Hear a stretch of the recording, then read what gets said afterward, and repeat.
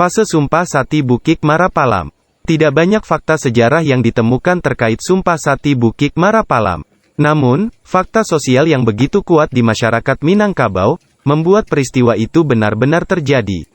Setidaknya, dari fakta sosial tersebut, terdapat 3 fase Sumpah Sati Bukik Marapalam. Fase pertama, ketika Islam telah merata berkembang di Minangkabau sekitar awal abad ke-13 tepatnya pada bulan Mei tahun 1403 sekaligus mengubah nama kerajaan Minangkabau di Pagaruyung menjadi Kesultanan Minangkabau Darul Qoror. Fase kedua, setelah Perang Padri tahun 1837, dan fase ketiga pengukuhan kembali Sumpah Sati Bukik Marapalam tanggal 15 Desember tahun 2018. 1. Fase pertama, orang Minangkabau menjadikan alam sebagai rujukan sekaligus landasan adat, sebelum agama Islam masuk. Sejarawan Gusti Asnan mengungkapkan sebelum Islam masuk ke wilayah Sumatera Barat, masyarakat Minangkabau mengambil pedoman dalam menjalani hidup dengan melihat alam sebagai guru. Mereka menggali nilai-nilai yang diberikan alam untuk dijadikan landasan hidup. Ketika agama Islam masuk, masyarakat Minangkabau dapat dengan mudah menerimanya karena ajaran Islam sama sekali tidak bertentangan dengan nilai-nilai yang sudah dianut oleh masyarakat Minangkabau itu sendiri. Berbagai versi cerita menyebut orang Minangkabau berasal dari keturunan kaum nabi yang mempercayai dan menyembah Tuhan yang satu atau tunggal, monoteisme, yang berlayar dari Yaman sekitar 8.000 tahun sebelum Masehi. Mereka berlayar mengikuti arah angin dan sampailah di Pulau Paco melalui Katiagan. Kemudian mereka masuk ke pedalaman Pulau Paco itu melalui Batang Masang, terus ke Gunung Tandikek, Singgalang, dan Merapi, Triarga. Di lereng Gunung Merapi ini mereka berdiam dan membangun pemukiman. Sehingga diyakini sebagai nenek moyang orang Minangkabau, sebagaimana yang disebut dalam Tambo. Dari Mano Asa Palito, dari Telongnan Batali dari Mano Asa Niniak Kito, dari puncak Gunung Marapi. Di kawasan Gunung Marapi ini mereka membentuk Taratak, Koto, dan Nagari. Kemudian menyebar membentuk Luhak Nantigo. Catatan Madinah menyebut ada masyarakat yang hidup di daerah pedalaman, sekelilingnya hutan belantara. Mereka hidup teratur, damai dan tentram seperti negeri yang dipimpin oleh nabi-nabi. Orang Arab waktu itu menyebutnya sebagai Nageri Almu Minangkabawiyah. Dari istilah ini akhirnya dikenal nama Minangkabau. Perkembangan selanjutnya, setelah Islam masuk dan dianut masyarakat Minangkabau secara menyeluruh, maka generasi keempat setelah Aditya Warman memerintah yaitu Bakilek Alam, menata kembali masyarakat Minangkabau. Bakilek Alam ini penganut Islam yang taat, bahkan belajar Islam sampai ke Yaman. Pemikirannya menata kembali adat Minangkabau sesuai syariat Islam ini mendapat respon yang positif dari semua tokoh adat, ulama, dan Kadiak pandai untuk berbaiat di Bukik Marapalam. Sumpah setia ini berisi 3 bagian 16 pasal, 90 ayat kaum nabi yang mempercayai dan menyembah Tuhan yang satu atau tunggal, monoteisme.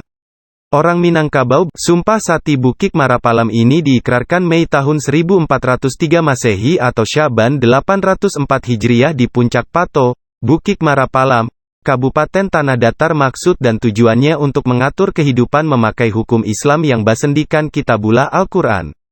Selain itu, disepakati mengubah kerajaan Minangkabau menjadi Kesultanan Minangkabau Darul Qoror. 2. Fase kedua, kedatangan Belanda ke pedalaman Minangkabau membuat skenario pertentangan antara kaum adat dan kaum Paderi. Belanda memperkeruh suasana pertikaian kaum adat dan kaum agama tersebut. Melalui politik adu domba yang dilakukan Belanda, perang saudara itu berkobar dan memakan banyak korban di kedua belah pihak. Melihat pertikaian ini semakin banyak menimbulkan mudarat bagi orang Minangkabau sendiri dan Belanda semakin mencengkramkan kukunya, maka disepakatilah mengakhiri perang saudara tersebut. Bersepakatlah kaum adat dan agama untuk melakukan perjanjian di Bukik Marapalam. Dalam naskah yang ditulis Iniak Canduang menyebutkan, maka untuk itu dicarilah kata sepakat, bulelah buliah digolongkan, picak buliah dilayangkan, untuk berbayat kembali yaitu dikenal dengan Sumpah Sati Bukik Marapalam. Sumpah Sati Bukik Marapalam, merumuskan adat Basandi Syara, Basandi Kitabullah. Piagam Bukik Marapalam ini melahirkan konsep ideologis masyarakat Minangkabau, yang kemudian dijadikan landasan dalam menjalankan kehidupan sosial, budaya, dan politik. 3. Fase ketiga, pengukuhan kembali Sumpah Sati Bukik Marapalam. Sumpah Sati Bukik Marapalam dikukuhkan kembali di Puncak Pato, Nagari Batu Bulek, Kecamatan Lintau Utara, Kabupaten Tanah Datar, Sabtu, tanggal 15 Desember tahun 2018. Tigo Tungku Sajarangan yang terdiri dari Ninik Mamak, alim ulama, dan Kadiak Pandai, serta Bundo Kanduang di depan unsur pemerintah dan masyarakat Minangkabau yang hadir, sepakat untuk menjaga amanah Sumpah Sati Bukik Marapalam ini. Isi Sumpah Sati Bukik Marapalam dibacakan oleh Amir Syarifuddin Det Mangkudum Sati. Di mana isi sumpah itu antara lain berbunyi, tagak kami indak bakisa, dudu indak baraliah, ko hiduik kadipakai, mati kaditumpang, kami pacik are ganggam taguah, nan tabuhua takabek are dalam pitua abs SBK, adaik bapaneh, sarak balinduang, sarak mangato adaik mamakai alam takambang jadi guru.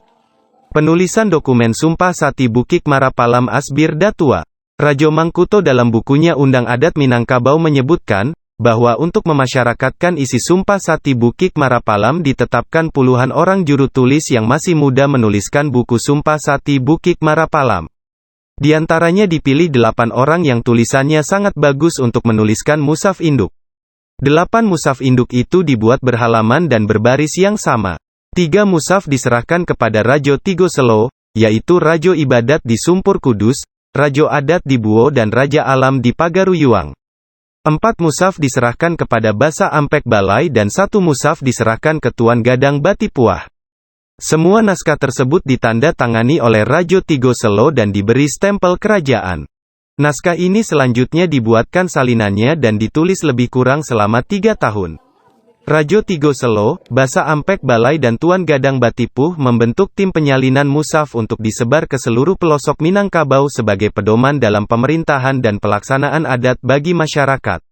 Hilangnya dokumen sejarah Piagam Sumpah Sati Bukik Marapalam sebagaimana ditulis Drs. Haji Asbir Datua Rajo Mangkuto, dokumen Sumpah Sati Bukik Marapalam itu hilang sesuai perintah dari Kerajaan Hindia Belanda. Pada tahun 1858 diterbitkan STB nomor 16 Tah.